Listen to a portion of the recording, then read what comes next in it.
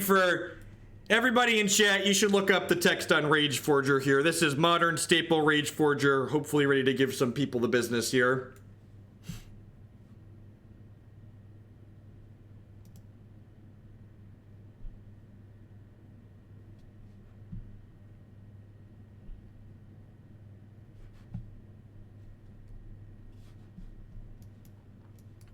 The application I use for screenshots on Magic Online is a tool that's built into the Linux desktop that I'm using. It's probably almost time for a Moto re-kick, actually. Yeah, we're actually at exactly 2 gigs of RAM here. Anybody who came in late, you can check that one off your bingo card. There's the 2 gigs of RAM on Moto. I own Cavern and Company. How much? Probably pennies. You don't have to. There's 2 Horizon Canopies that are optional.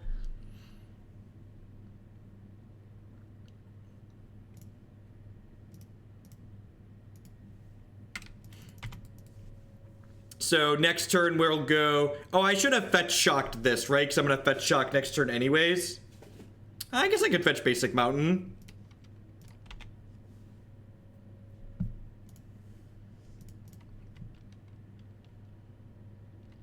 There's so many people that all they do is play. Man, hats off to these people that all they do is play fucking blue-white control. I just can't do it. I just can't do it, chat. I don't know how these people just play blue-white control all day on Magic Online. No, don't logic not my Firedrinker Satyr. Any idea when the next Legacy stream will be? Either tomorrow or Thursday. There's a few Legacy decks that are getting close to the top of the queue. Basically, when like the top 2 to 3 Legacy decks are higher than the top 2 to 3 Modern decks, I do a Legacy day.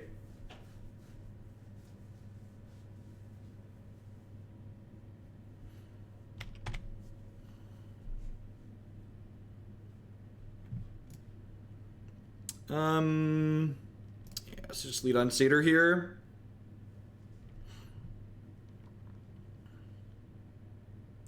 Am I getting spell-colored?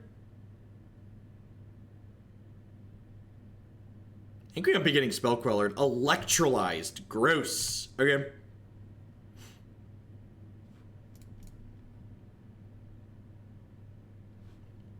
So, something that I think a lot of people do poorly when they're deck building is that you don't need to play cards to maximize your cards that are already nuts. So yes, Metallic Mimic synergizes with Rage Forger, but you know what? Rage Forger doesn't need extra tools to make it good because it's already the best card in your deck.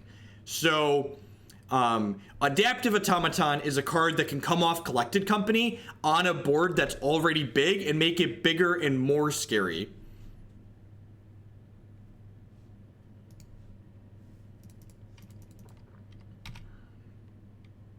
Attack with my 2/1 here. This card's actually really bad against Jeskai, huh?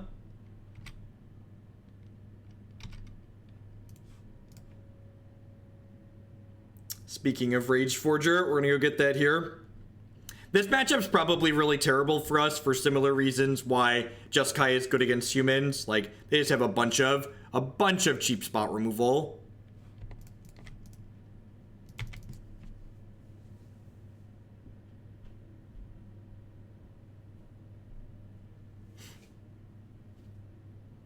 I'm definitely going to put Red-White Painter together. I think Painter is sweet. I think Painter is a great deck. Because Pendelhaven only targets 1/1s. And this is a 2/1. Ooh, we didn't get swept there. That's good for us. That's good. No sweeper. They also didn't fetch a second white source. Maybe they're on one of the builds that doesn't have sweepers in their main deck. That's very possible, right? Or they already had it in their hand and we're just going to get swept now. Oh no! Oh no! Oh no! All right. Well, this is one of our better draws. Gets another Rage Forger here, so you get to go ahead and play this Rage Forger out, and then like in the fantasy world where people who wouldn't normally concede here are living in, our opponent has nothing, and the second Rage Forger maybe kills them next turn. But in reality, when they kill our things here, I'm going to concede and move on to the next game.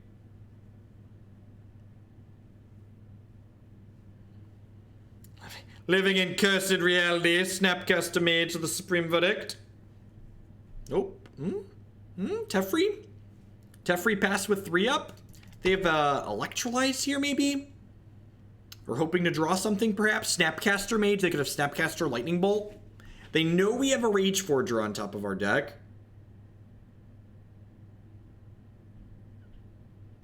Yes, Anonomic. That sounds like... I actually genuinely don't remember what I called it, but that sounds like something I'd have called it.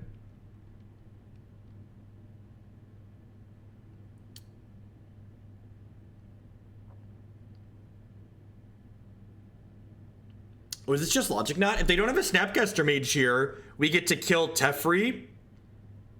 Or if they don't have a Bolt here, we get to kill Teferi, and then... they're on very little, and like Collected Company could drag us kicking and screaming back into this game.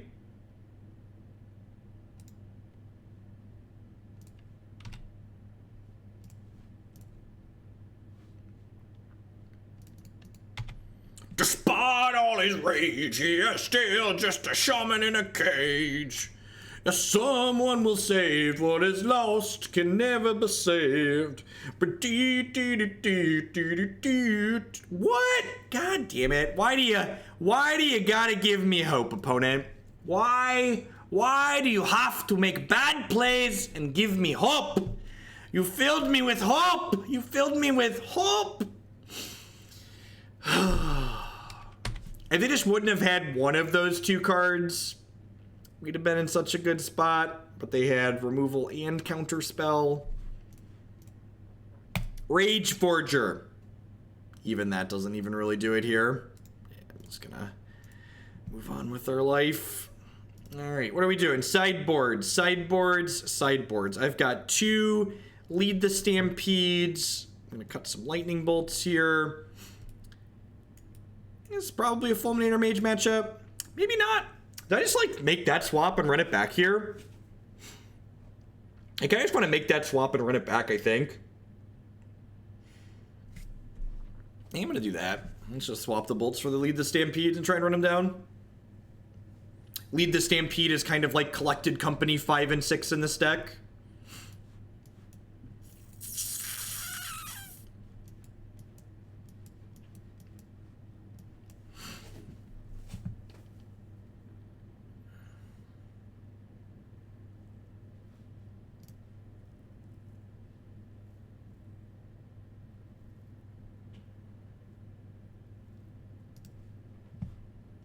Ding.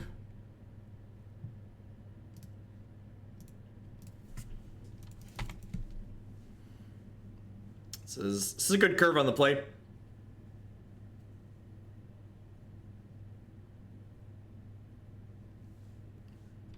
Good curve on the play.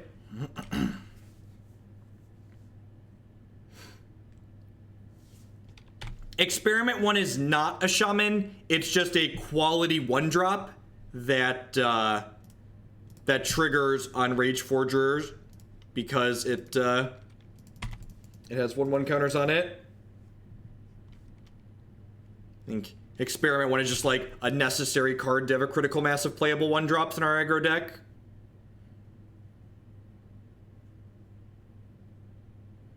If I Pendelhaven, I didn't miss a damage, chat. Please understand how Magic works.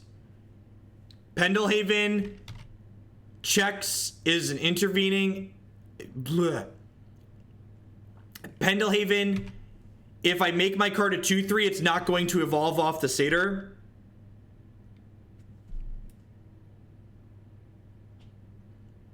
This is an intervening if clause. Yeah, use the Pendelhaven so we lose a counter. It's exactly what chat wanted to do. So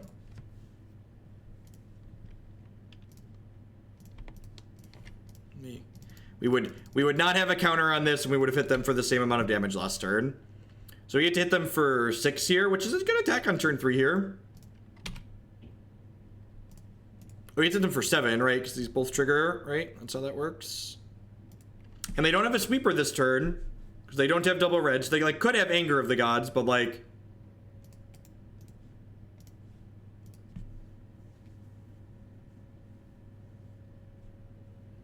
I think Rex Sage for D-Sphere is too narrow. 3 mana removal spells are really slow against us. Yeah, so the way Magic works, an intervening if clause checks that the condition for the trigger is met when the trigger goes on the stack, but it also checks that the conditions for the trigger are met when the trigger resolves. And if it's not, if those conditions aren't met at both of those times, the trigger doesn't happen. Was that a good one? How do we feel about that one? I was gonna say we just shock in and double pump Firedrinker Satyr here, but instead, despite all his rage, he is still just a shaman in a cage. They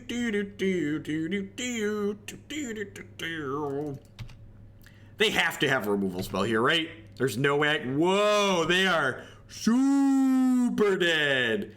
Super dead. Getcha. Getcha. Getcha. Getcha. Gonna get you drunk, get you love drunk, off Rage Forger's hump, his humps, his lovely elemental lumps. Check him out. Beep, beep, beep, beep, beep. What did they keep? What did they keep? What did they keep? They just have like turn 4 Wrath, and I was like hoping that was good enough. That's what it had to have been, right? That had to have just been like they had turn 4 Wrath, and we're just like hoping that that was gonna be fine.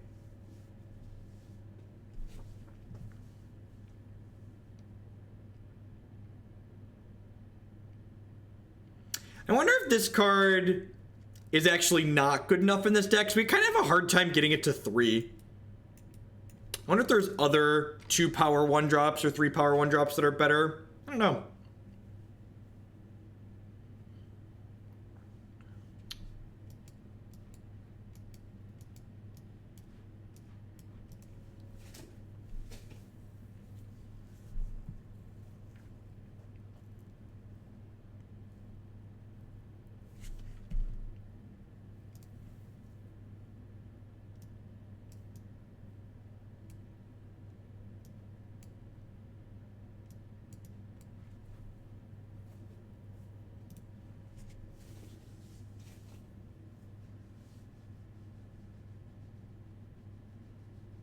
Well, the last couple times we played Wild Nacatl and Curd Ape decks, they felt really rancid. They take a ton of damage from their mana base, and it feels really bad. The fact that this deck takes less damage from its mana base is... I've got close 7 and an unkeepable 6 button ready.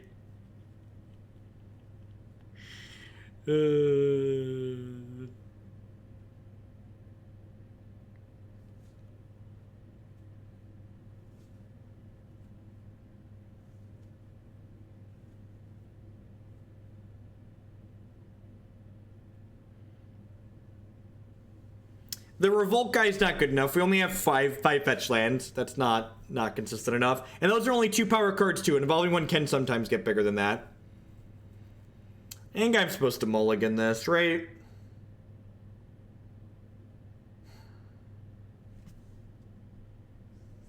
We have to hit exactly a red land.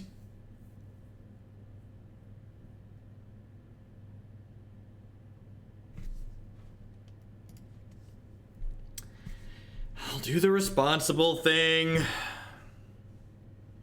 It's a good draw.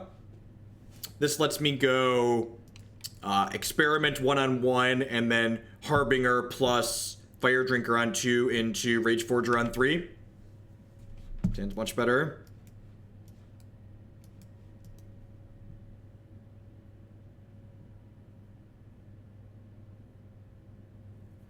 Kinda. That's still really slow, jumping up and down. That hand doesn't start attacking for a long time, and we need to kill our opponent in this matchup. Yeah, Summary Dismissal beats Cavern of Souls. Summary Dismissal doesn't counter the spell, it exiles it, just like Spellqueller beats it. Spellqueller is not a counterspell. It exiles the spell off the stack. Functionally different.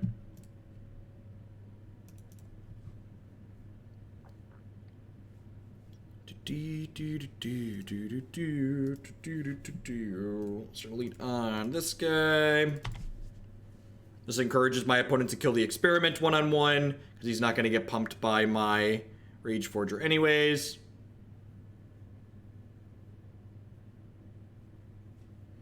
I've registered a lot of Rattleclaw Mystics in my time.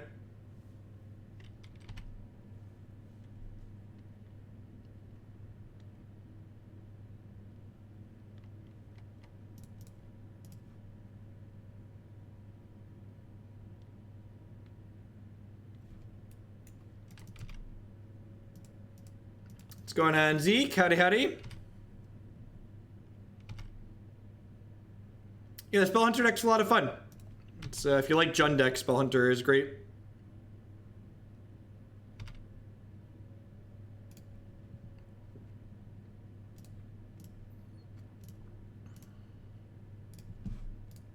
So Flamekin Harbinger, not impressive on the surface, but it basically just gives us like 8 virtual copies of Rageforger, and Rageforger's like the powerful payoff that this archetype has.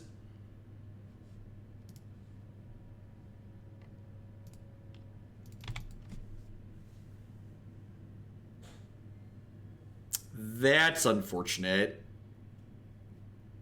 Ugh, I'm gonna take a land here. I think it's greedy not to take a land. Path really fucks with that, huh? It's unfortunate for us.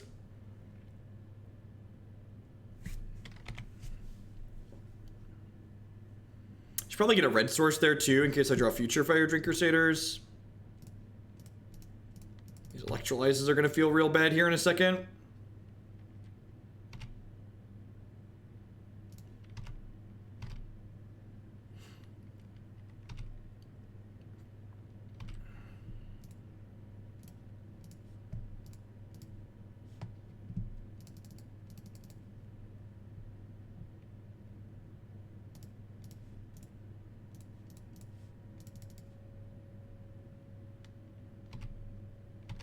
Alright, don't do it to me.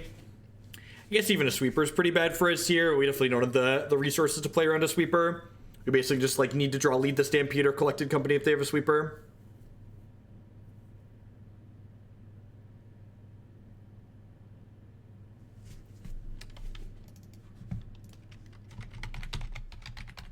Why should we play Wolfskull Shaman? What does it do? What problem do you envision our deck having that card solves? Don't just tell me the text on the card when I ask what does it do? What does it do in the context of the deck? What does it do in the context of the modern metagame? Suggest cards that solve problems. I'm all for reasonable suggestions from the chat, but I need you to explain to me why they are reasonable. Oh, is that the one with kinship? It was like that awkward grindy, like pseudo grindy card.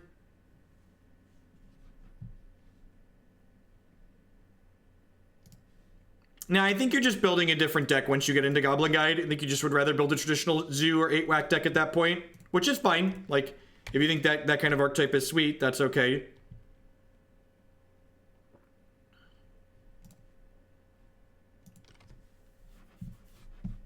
It was only a draw 2, which sucks. What did they do? They put a card on top with their Serum Visions.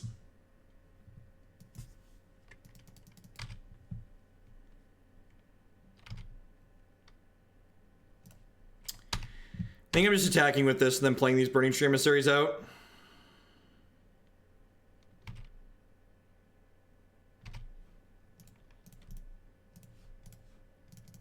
Wrath me next turn and we'll be very sad.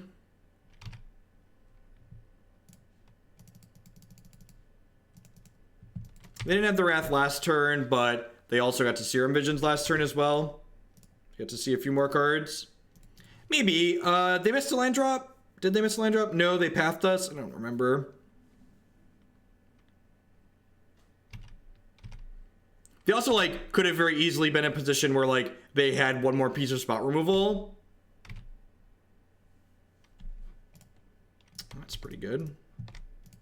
Rattleclaw is in the deck because it's a 2-power 2-drop that also lets you cast Collected Company a turn earlier. We haven't drawn Collected Company in 3 games.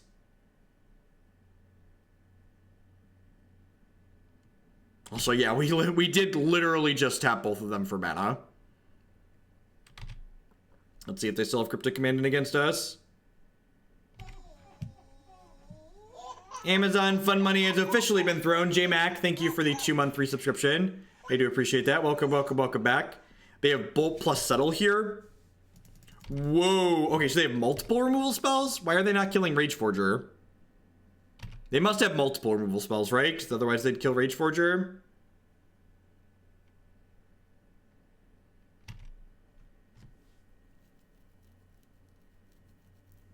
I'm just gonna... I've seen you play 2 leagues. This is literally our 4th match with the deck, and this is our 1st match with 4 Rattleclaw Mystic in it.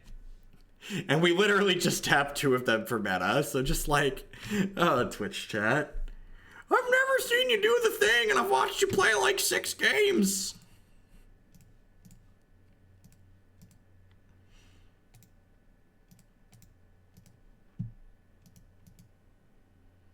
People got no respect for the Rage Machine. No respect. Zero respect for our Rage Machine.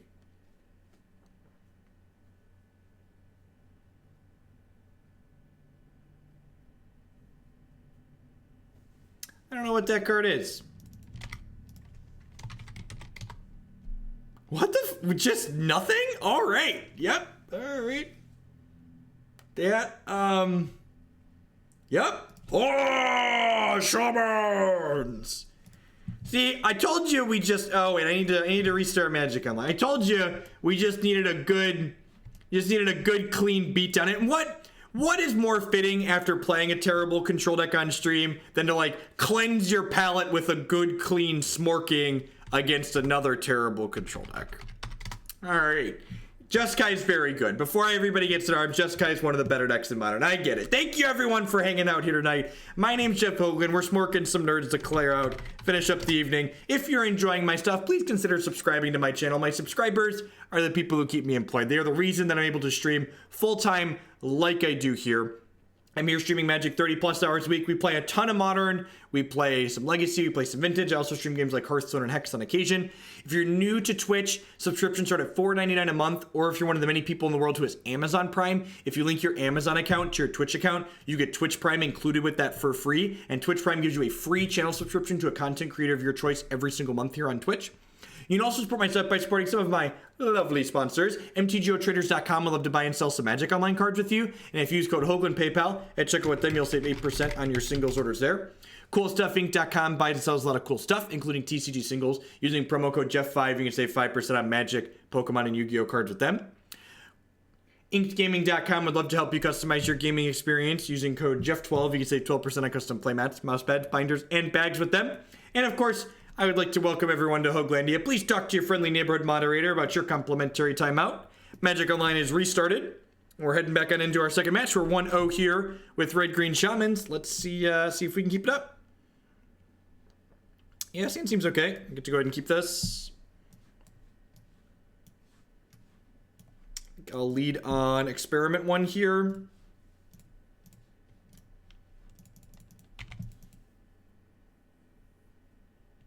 Flawless Adredo. It's pretty close. Hey, Banelock with the brand new Twitch Prime support. Thank you very much. There's a lot of great people making a lot of great stuff on Twitch. Thanks for supporting mine this month.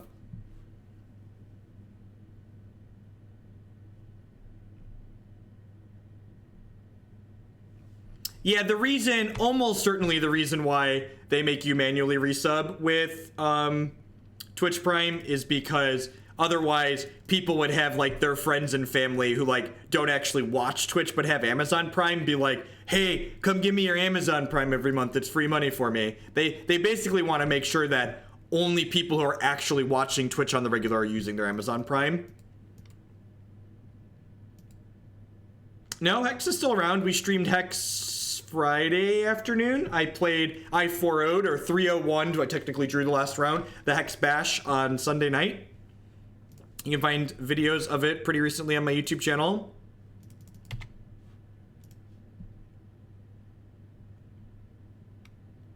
It's funny, every once in a while I'll be talking about work. I'll be talking about stuff with my mother, and I'll mention work, and she'll be like, oh, I haven't given you my Amazon money in a while, and she'll log in and send me her Twitch Prime. No, I didn't record the bash. Maybe I should do that next time I stream it offline. Maybe next time I play it offline.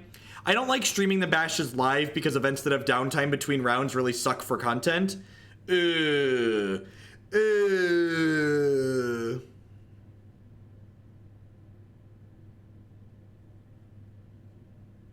really interesting, Tom. That's really interesting. I don't think I don't think I can win this matchup. Well, maybe we'll be really lucky and they won't have it on 3, but like if they have it on 3 here, we're very dead. I don't have any graveyard hate either, right? I don't have any graveyard hate. I think even with graveyard hate, we're probably a huge dog here. Well, so Brave the Elements is good for 2 reasons that Heroic Intervention isn't. Brave the Elements is good because it's 1 mana and it can make your stuff unblockable. I said what? I said what? That is, that is interesting. That is interesting. That is a hollow boy. That is a hollow boy. All right, let's play a Rage Forger and smash him here, because we're not here to not smash, chat.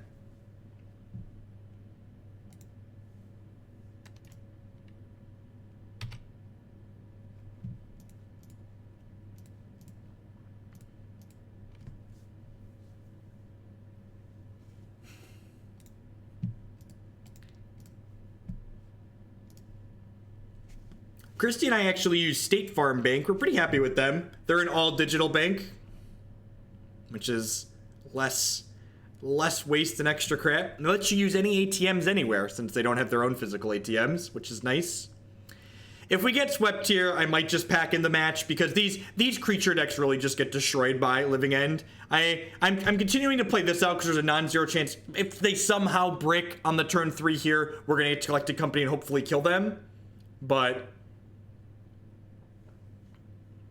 just another hollow boy. Okay. Okay. Huh, that's not lethal, right? Yeah, because that's not... Okay, I just need to hit some good ones here.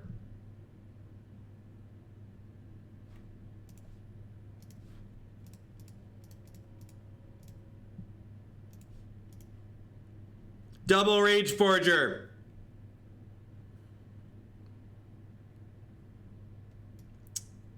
I think we're dead. Just single Rage Forger would have even been lethal here. Oh,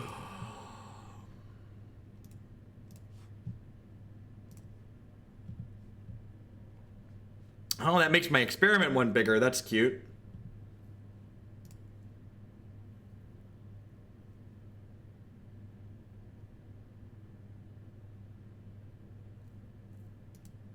So if I attack here, they get to eat 2 of my things, and then I put them to 2, and then they're dead to a lightning bolt next turn. I think that's the best line.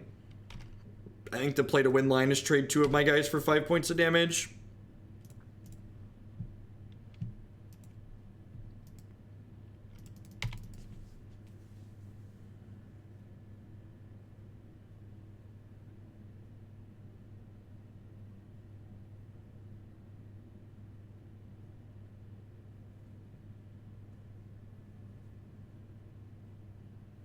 Oh, I could have regen the experiment one. The reason why I didn't do that is I wasn't paying attention. This card never gets 2 counters on it. It doesn't have text. The druid suggestion Tom had from earlier seems pretty neat.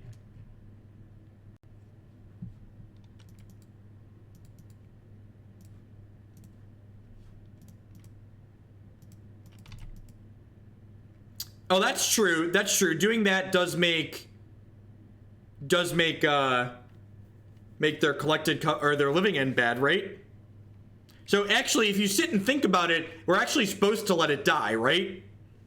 The correct play is to let it die, right? Which feels weird, but it is, right? That's the correct line. I'm gonna board in these Fulminator Mages because they're a creature we can sacrifice on demand. Actually gonna trim these Eternal Witnesses and leave 2 bolts in his reach. Maybe we can have a really aggressive draw again. They had to have trimmed something out of their deck to make room for Hollowed Boys, so maybe we can just get them again.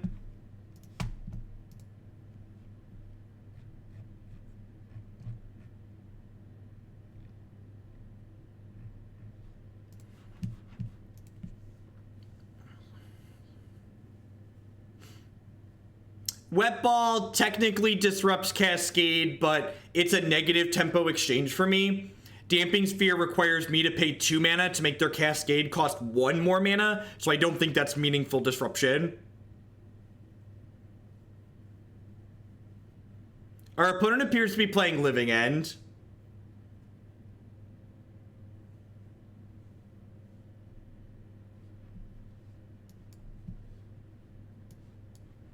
Does Burning-Tree Shaman ping them for cycling? Huh, that is an activated ability, right? Because you can Pithing Needle it? Huh. Yeah, okay, we'll bring that in for the next game if we get there. Deal.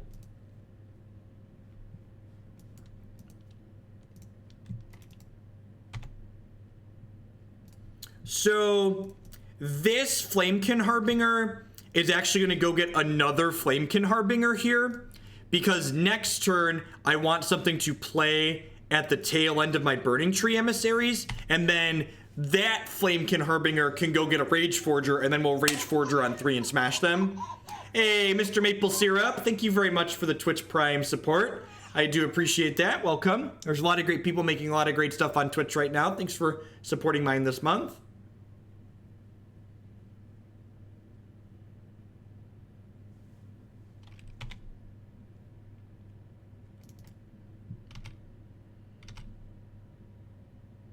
I like a good, clean, honest beatdown.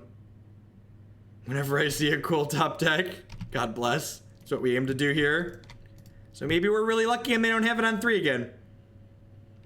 This game and this match are a good example of don't play around things you can't beat. We're not going to beat a Living End, so we're just going to play all of these games like they don't have a Living End. And if they don't have it, we'll probably have enough aggression to kill them. And if they do have it, we're going to lose.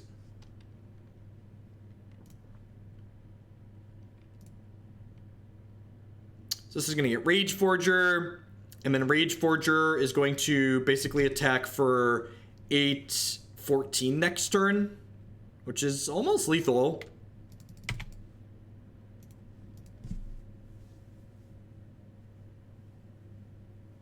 Yeah, they have to pay 1 to cast it, but I don't think bringing in Damping Sphere to tax their Living End by 1 mana is worthwhile. All right, I mean, if they have Stone Nothing, we get to kill them now. They are at 14 here. We're going to be attacking for 14 next turn with Rage Forger. That being said, I'm assuming they wouldn't be paying this health if they weren't going to sweep our board next turn. So.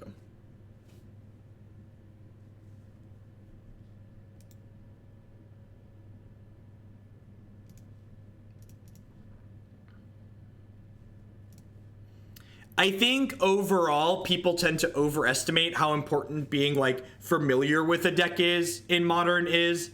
I think by and large, just being a good Magic player is the most important thing. Oh, Burning-Tree Emissaries, yep. Burning-Tree Shamans, whatever these cards are called. Burning-Tree Tribal. Burning-Tree Tribal. I think they're pretty slow either way. By the time the Shaman comes out, like... Alright, I mean, the stand is pretty good. It's good, honest beatdown here.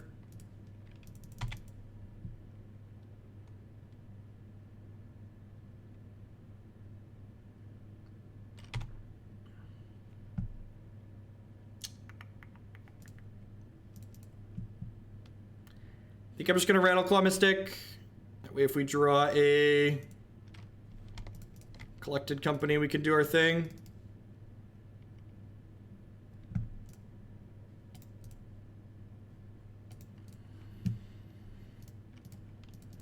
This gives us a better chance to hit Rage Forger, though. There's definitely merit to playing that as well.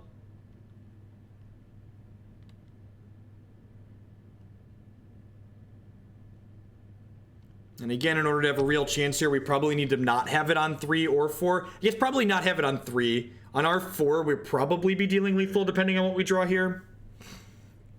We're going to attack for 6 down to 12 here. And then we're going to add 3 more power to the table. So we get a couple shots at Rage Forger.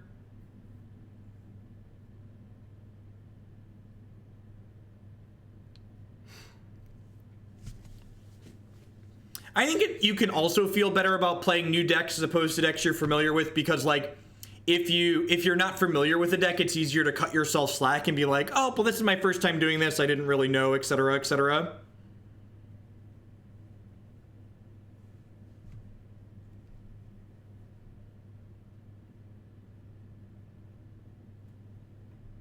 That is a very good draw for us. So I'm gonna go ahead and do this, and I'm going to cast Elvish Visionary to get started here. See what we draw. Another Flamekin. Alright, so let's do this. And then this represents extra damage next turn, so it's gonna get us a guaranteed Rage Forger. So I'm gonna go ahead and tap this here. We're at them to 15. And then assuming they don't have it next turn, do we have lethal? We'll have 4, 8, 9, 10, 11, 12, 13, 14, 15. We actually have lethal if they just cycle things next turn and don't living end us or interact with our board. So if they just try and cycle things to find their stuff next turn, we do get to kill them. Because this is each of these are 4, and then this is 4, and this is 3, and this is 3. We actually have more than lethal, right? We have 18.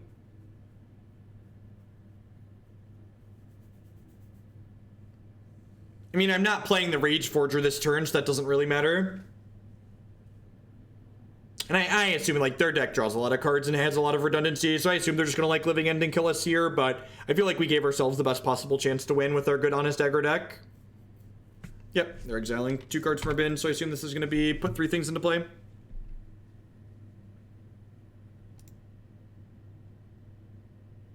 This is, you know, this is one of the decks we lost to while playing the mono green Stompy deck yesterday too. These honest decks are really bad against decks like Living End.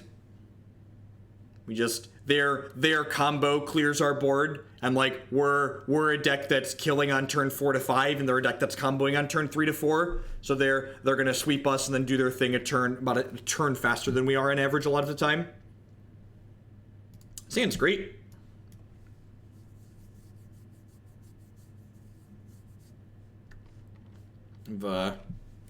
This into this into this.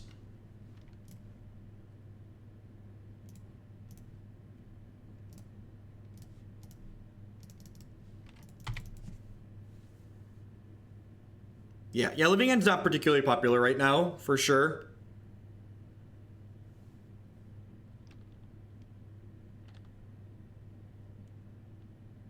What's the most unbannable card on the ban list? There's plenty of cards that are unbannable on the ban list. You should read my articles here. There's an article titled "What Jace and Bloodbraid Did to Modern." It's going to talk about exactly that. Cards I would unban. All right, so looks like Mardu Pyromancer here.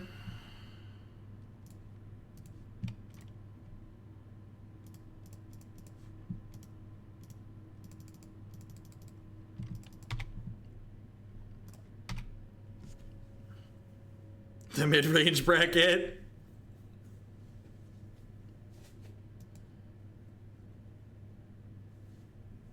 Inquisition on Thoughtseize. Yay! Okay, don't Thoughtseize me as a follow-up.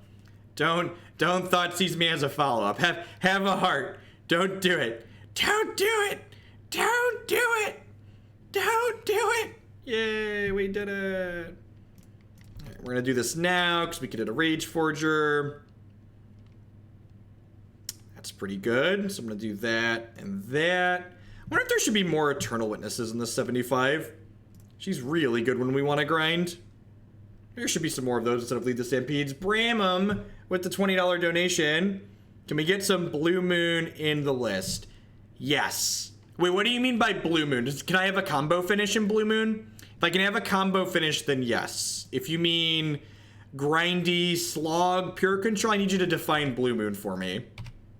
Blue Moon's kind of a big descriptor.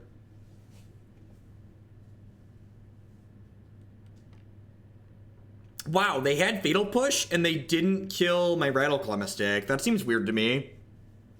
I feel like they should have kept me off of casting Collected Company that turn if possible.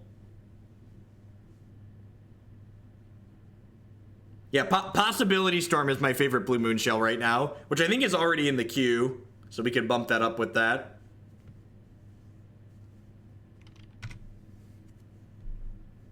So 10 out of 10, just like playing a land and casting this Collected Company again here. We never use Rattleclaw for mana, right? Never, ever.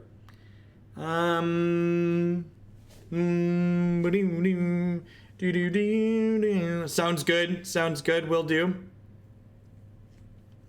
So I just really want the Flamekin Harbinger here, right? I just want to Rage Forger next turn. And that probably means I probably want Firedrinker Satyr.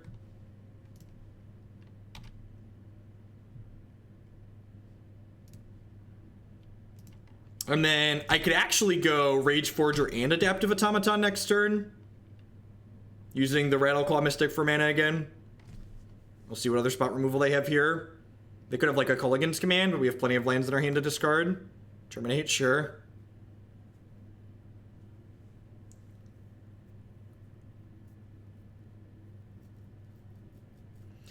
Forager's almost always lethal if they can't deal with your board, right? Just like puts it in them. Gonna give it to you. Gonna give it to you.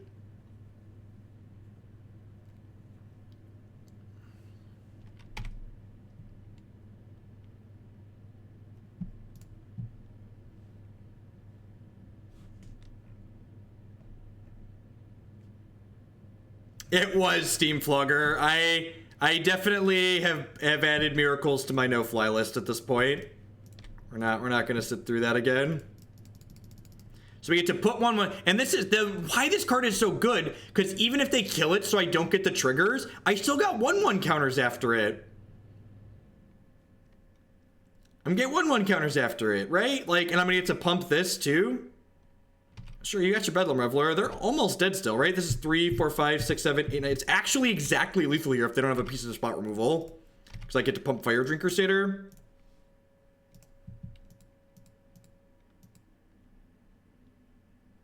Yeah! Arr! Arr! Arr!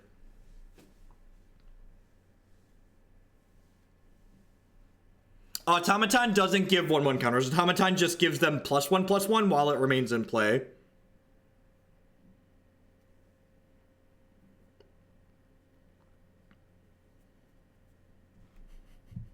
Yes, it's definitely Chameleon Colossus and Lead the Stampede.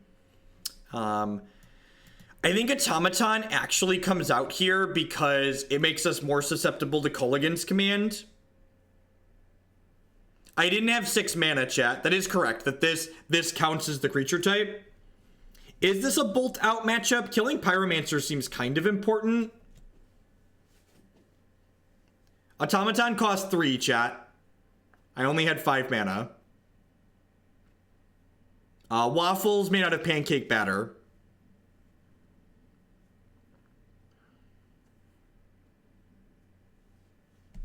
I feel like I should probably just have another witness in my board. I feel like I maybe don't want bolts. They killed my Rattleclaw Mystic. I think this deck is... It's hard, again, like, if you can kill by turn 3 or turn 4, it's hard to be too terrible in Modern. You can budget the Caverns and the Horizon Canopies, and the rest of this deck is pretty cheap. And if you, like, already have these from other real Modern decks, the deck's super cheap to build.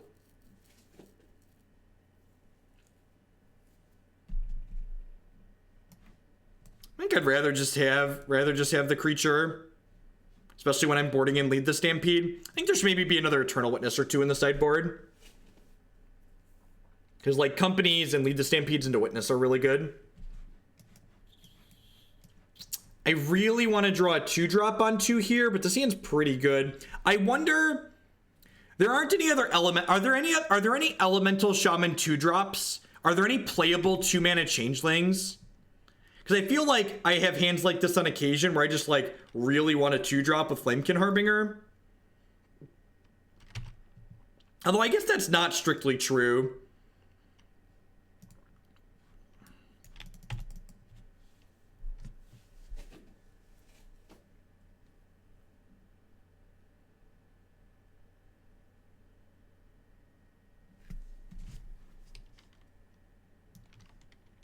I don't know what that card does.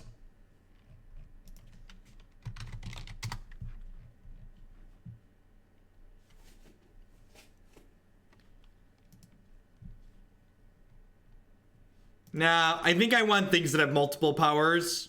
Multiple points of power are better. I want whatever 1-drop we play. I'd be willing to accept that Experiment one's kind of medium. That's brutal. That's so rancid. We have 6 things that it could hit in our deck and they hit one of them. That's so gross. It's a bad beat. All right, so this is getting Chameleon Colossus for sure here, right?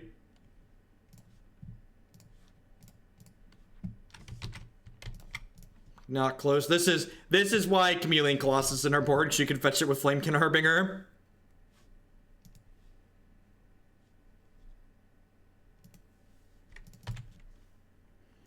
Metallic Mimic isn't all creature types while it's in your deck, chat.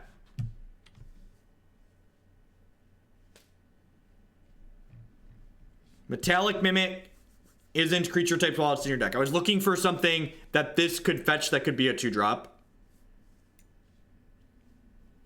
This card isn't even a rare. It's an uncommon. This is an uncommon. It's very good.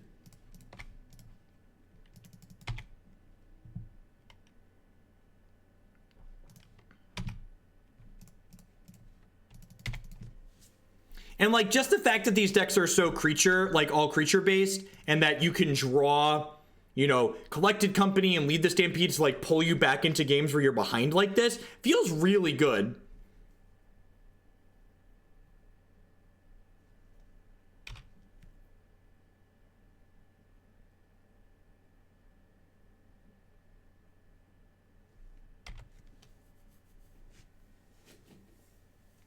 So if they don't rip a Thoughtseize here, Chameleon Colossus is going to come down and should give them a little bit of a headache at the very least.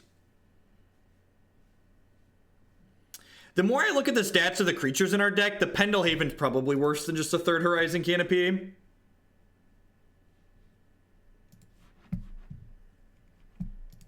Vexing Shusher is a shaman. Okay. Is it an elemental shaman though?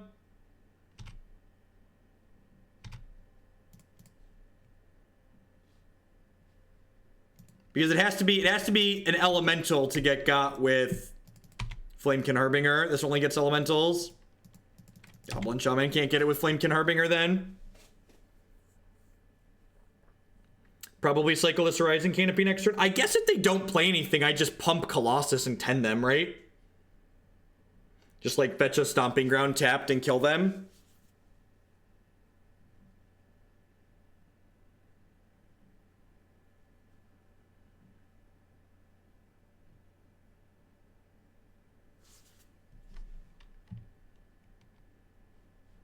Sure.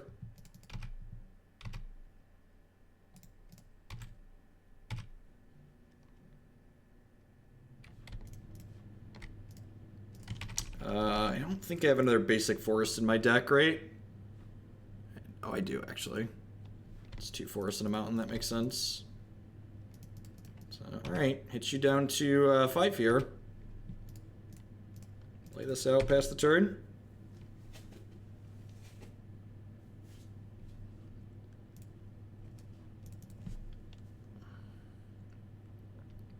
And this is a game where we haven't cast any companies or any. Did you guys know you can use your free Twitch Prime subscription to support more great streams like this one? Thank you, Kevin from Up, for the eight months in a row, 2/3 of a year. Hey, appreciate it. Welcome back. Yeah, Stigma Lasher's not that good, but at least it's just like not a vanilla creature. All right, now they're gonna have plenty of blockers for this Chameleon Colossus. They do need to be afraid of me just like putting counters in this experiment running them down with that though. This is a deck full of mediocre magic cards that you are playing so you can synergize with this very powerful card. I think this card is genuinely very, very good if you can enable it. So basically this is the payoff for playing a lot of otherwise mediocre cards.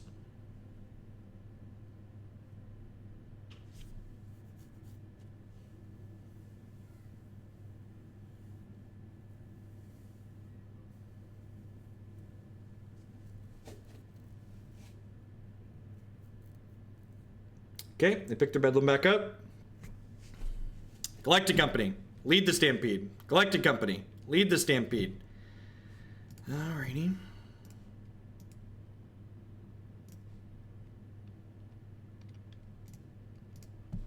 Could be anything. I like redraws.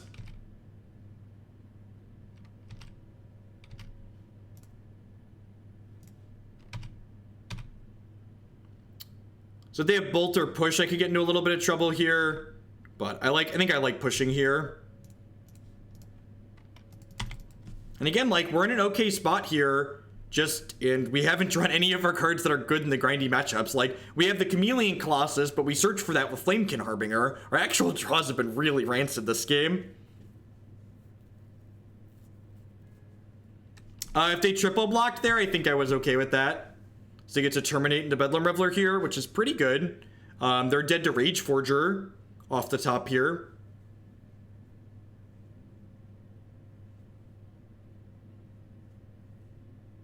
You didn't want to pay health for that one, opponent? Why not?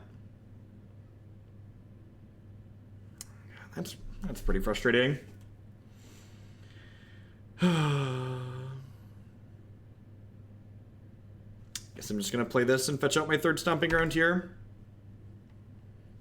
I guess I attack, right? It's a free... They have to jump.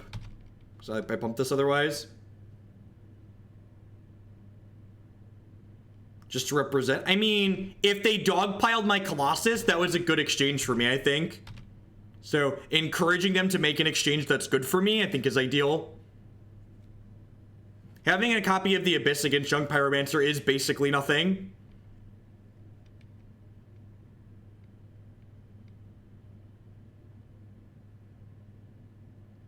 That's neat. That's a card we used to play in our casual decks back in the day. That's really funny. Ashling. Alright, down goes the experiment one. Still potentially lethal with Rage Forger. Although they have mana up here, so like terminates and bolts and pushes can throw kinks in that at this point. Again, looking for Lead the Stampedes and Collected Companies. Okay, so now we'd need double Rage Forger. I assume we're going to see them hit with the Bedlam Reveler this turn.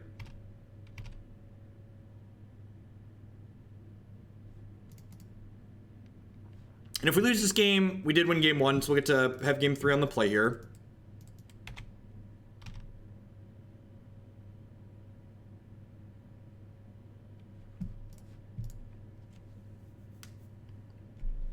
I think at this point, I'm just holding this back as a blocker. The Firedrinker Satyr is going to get eaten by Liliana, but like the Visionary is getting eaten regardless, so I might as well just like have more bodies out.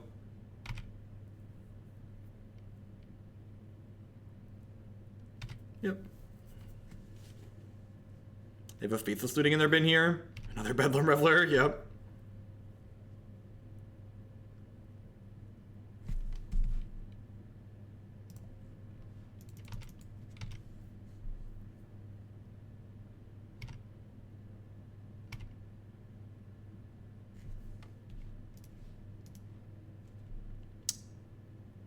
I am actually not going to get anything with this because we need more than one Rage Forger at this point. So, oh, we're just like dead on board, right? We're dead on board, I think. I think there's instances with Lead the Stampede where playing the land out is beneficial. And they're already through 3 Culligan's command, so potential upside with Lead the Stampede seems much better than anything else.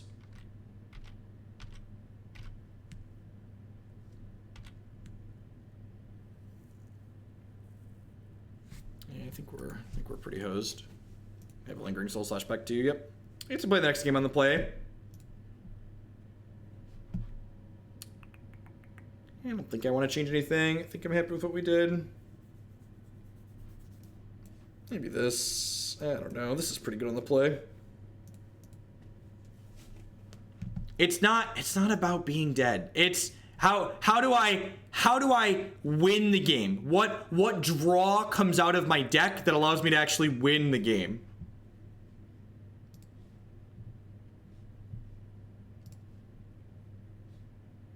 Everybody can check close 7 into Unkeepable 6 off your bingo cards. Get that one right out of the way there.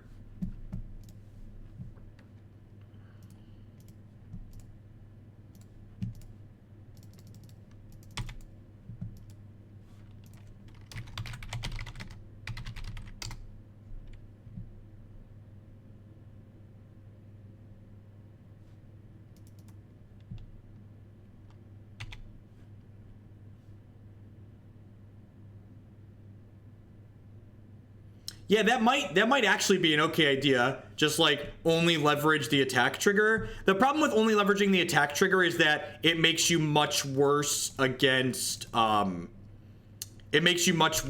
spot removal, because if you're not getting 1/1 counters from it, you're like your bonus goes away should they have spot removal, basically is what it comes down to.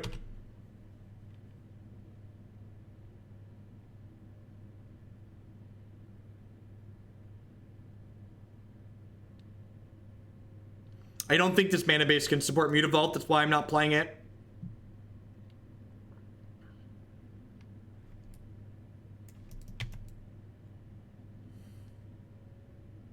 That feels so spooky. Last game they took a spell out of my hand while I had a spell in my hand, and this game they decided to gain 2 life. Sure, I'd believe that. Sounds reasonable and consistent.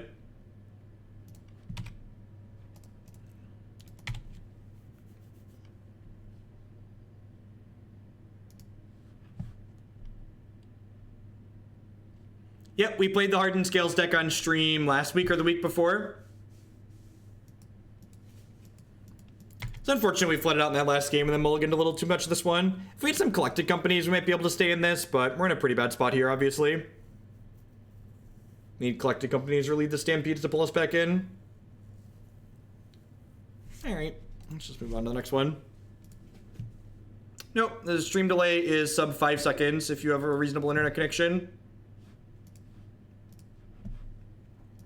So, a little bit of bad variance there, but in game 2, our opponent escalated a collected brutality, taking our collected company when we had one in hand, and in game 3, when we didn't have an instant or sorcery in our hand, they instead escalated to drain us for 2.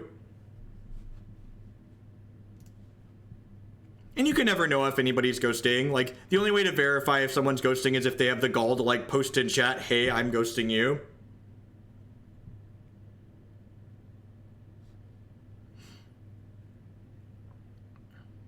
And again, like, ghosting is something that happens. I know there's things I could do to protect myself from ghosting, but ghosting makes for bad content. And my goal is to sit here and make good content. So if we have to play, you know, a number of games where people know the cards that we have in our hand, that's just, you know, part of the gig. It's just part of the gig. It's not against the rules. If Magic Online cared about ghosting, they could make ghosting against the rules. But Magic Online doesn't make ghosting against the rules. They don't care.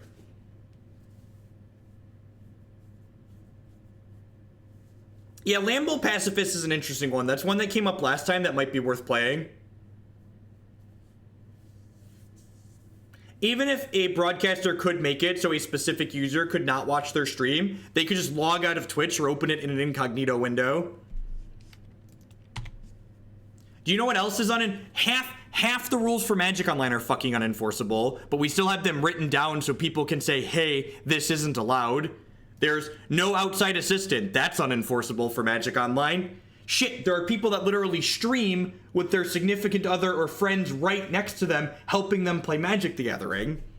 You could argue chat is outside assistance. So, like, that's written down and unenforceable and very obviously happens, and they don't do anything about it, but it's still written down.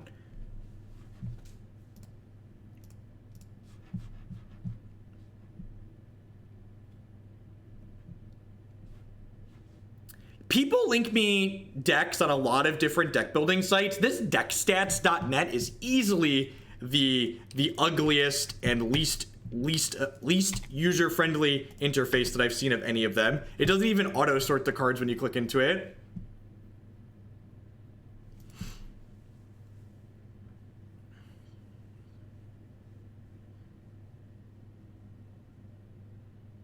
Yep, that is also true, extras.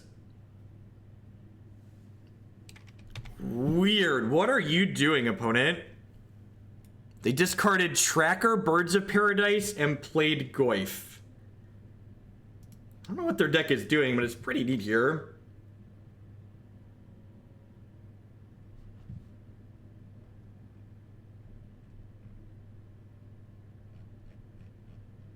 That's directed at everybody that streams consistently with other people while they play. Yeah, they must be a Skred deck. So it's not worth trading one of these for 4 points of damage, I don't think, especially with another Rage Forger in my hand. So I'm just going to wait a turn here. Some kind of green-red mid-range deck that's likely playing Scred. Or they're just playing Snowlands because they like Snowlands, one of the two.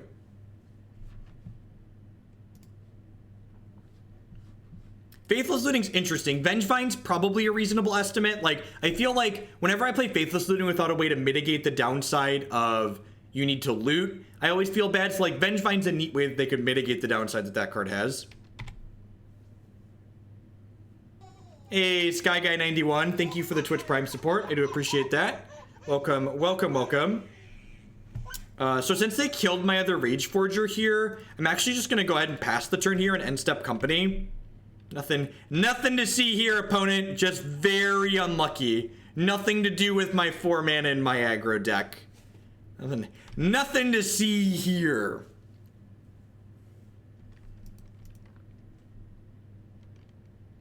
It's a Planeswalker. Bloodbraid, right. That card's legal.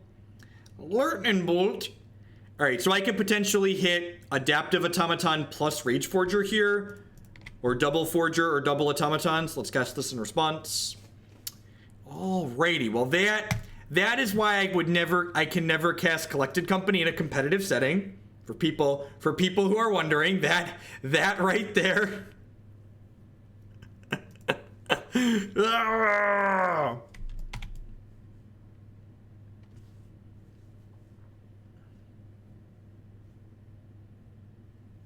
I am extremely bad at casting Collected Company. If they don't attack here, I think I pump the brakes for a turn. Alright, well now do I just Rage Forger? Because my Rage Forger is going to be worth a lot of damage here. So yeah, I'm just going to go ahead and Rage Forger here. It's going to be worth 3. Their block here, 7 points of damage here, which seems worthwhile. 6 lands Coco makes me shut off the computer.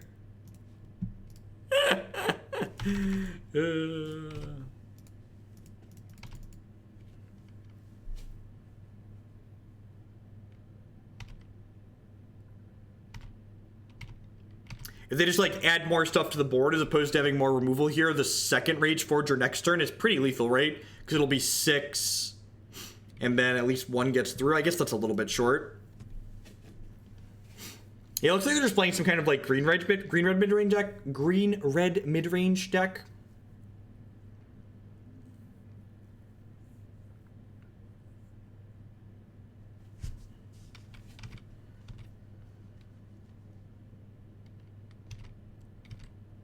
The core was a donation deck, and then they sent in money for me to rebuild it and do a run back. So this is my taking. They sent in a list that had a bunch of like 1 and 2 ofs in it. And this list has more, basically all 4 ofs, actually. That's really unfortunate.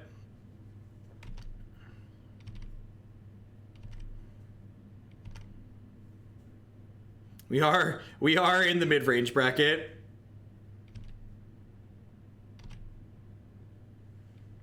Rattleclaw Mystic's not a bad draw.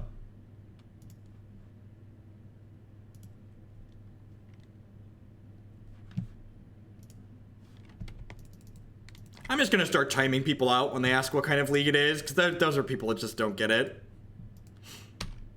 Was the invitational friendly when Green Red Devotion top 8'd? Like, people just like, I don't understand why people have to put other people down to make themselves feel better about their decisions. They're like, oh, they're only playing this deck because it's a friendly league. It's like, no, they're playing their deck because it's modern, and people play lots of random things in modern.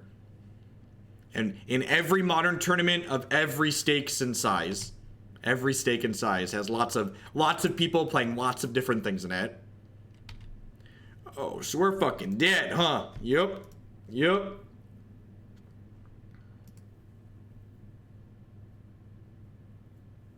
We are dead. Yep. Opponent's deck is sweet. Yeah, some neat things going on there. So that's the Life from the Loam is the answer to the question, how do they mitigate the card disadvantage that Faithless Looting creates? We've played something close to the opponent's deck. We've not played straight green-red before. We've played Jund configurations a couple of times. In fact, I think there's a Jund configuration in the queue, but we've never played straight green-red prior. I don't know that I actually want to sideboard anything. I think I'm just going to click submit here. You don't really have anything too specific in the sideboard. Like, they have some grindy elements, but like at the same time they're aggressive, so I don't think I want Lead the Stampede. I think that's a little bit too slow. Like, Bolt doesn't kill Tarmogoyf, but it kills Tireless Tracker. I don't think I want to board in more of those. I think I'd rather just keep my creature density up. Fun money cashed in. Soul and Stux, thank you very much for the 2-month resubscription. Welcome back. I do appreciate it. Shaman of the Great Hunt doesn't get hit by Collected Company. Want to minimize the variance of this card that's very unlucky often.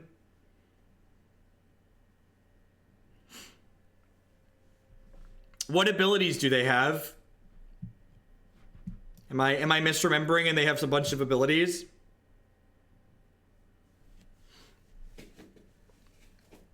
The problem is, once they play Assault, they're going to shoot our board down. So, like, killing the Assault doesn't really accomplish anything because our board's already dead.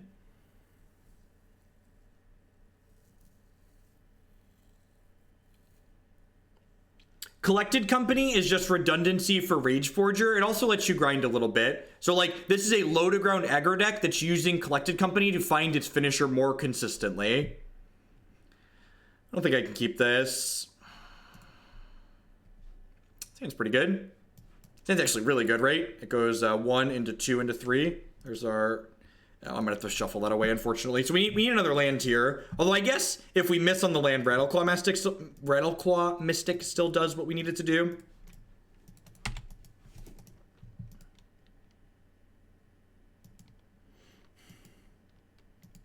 That hog land, so unlucky.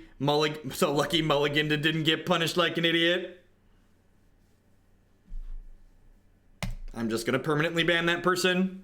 That's just an opinion that's not welcome here. Anybody who non-sarcastically implies that streaming is a competitive advantage has never streamed Magic before in their life. Ever. Has never streamed anything. Any type of streaming is very distracting. There's lots of things going on. There's a reason why when I took the time to play events that I cared about the results in a Magic Online, that I didn't stream them. Because streaming is a huge distraction. For every one little piece of advice that makes it through the delay in the sea of people asking questions that are largely irrelevant to what you're doing, there are a dozen more bad suggestions and other things that are just distracting you from playing well. I agree with that. I agree. Playing Magic when I am not streaming is much easier because all of a sudden, instead of having 100 things going on, I just get to sit there and play Magic with my thoughts. Because in addition, and it's not even just chat, if you're streaming well, I'm keeping up I'm tracking my numbers as I play different decks to see what things are being successful for my stream and what aren't. I'm making sure OBS is staying connected to make sure that I can continue playing Magic and it's still connected and I'm not dropping any frames and stuff like that. There's a lot of things that go into it. Hi, waifu. I'm in match... What match is this? I got like 20 minutes. I love you. Here.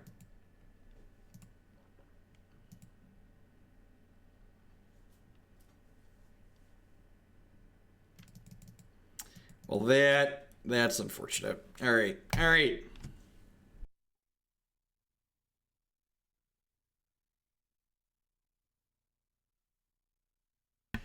I'm going to go ahead and call it a day, chat. That was a little bit brutal. I think we got kind of unlucky against the Mardu